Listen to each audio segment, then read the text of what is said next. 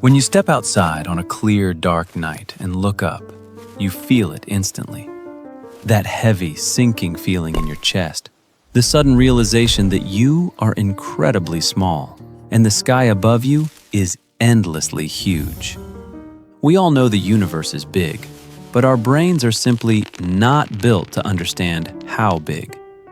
We evolved to understand the distance to the next river or the size of a mountain. We did not evolve to comprehend the distance to the next star. Words like trillions or billions mean nothing to us. They are just empty sounds. If we really want to feel the true scale of reality, we have to build a physical model. We have to shrink it down to something we can hold in our hands. Let's start at home. Imagine we shrink the entire planet Earth down to the size of a single grain of sand. All the oceans, all the mountains, every human who has ever lived, packed into one tiny speck. If Earth is a grain of sand, the moon is a microscopic speck of dust. How far away should we put it? In movies, the Earth and the moon look like they are right next to each other. They are not. At this scale, the moon sits just over an inch away from our grain of sand. That single inch represents a gap so incredibly wide, you could line up every other planet in our solar system, Mars, Jupiter, Saturn, all of them, and fit them perfectly side by side in the empty space between the Earth and the moon. Now, let's look at the boss of our solar system, the Sun. If Earth is a grain of sand, the Sun is not a golf ball. It is a massive, glowing grapefruit.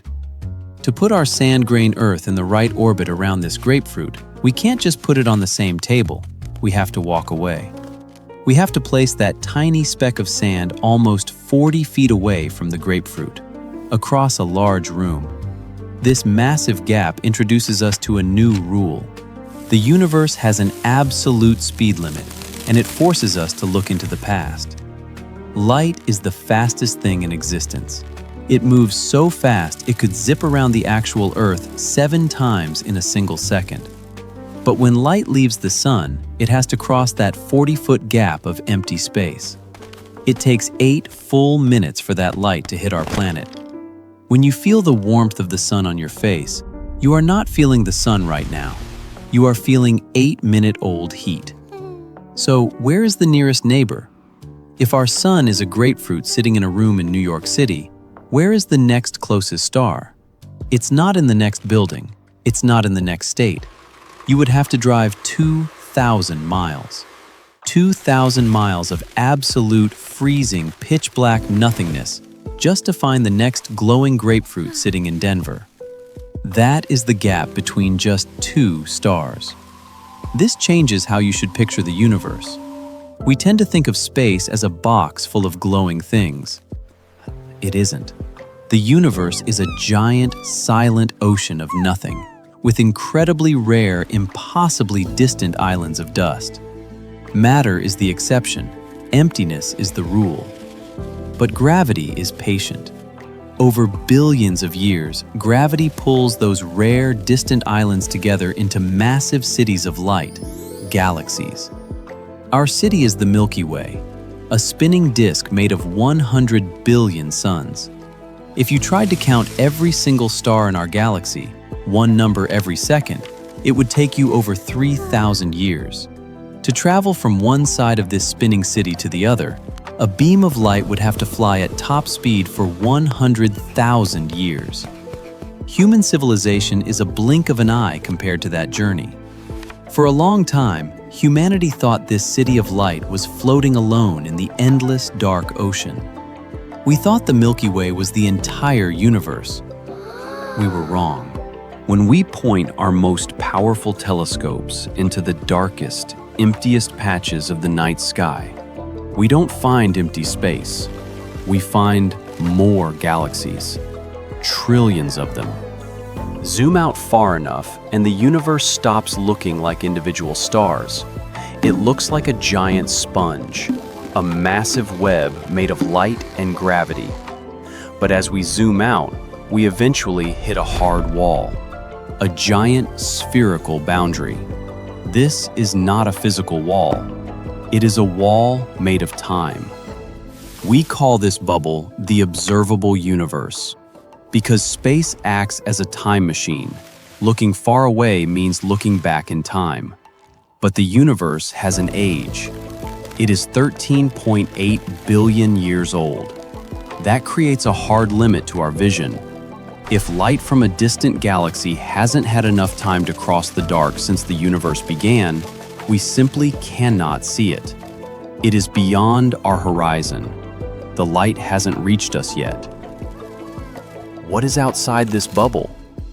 All our best physics suggests the universe doesn't stop at the edge of our vision.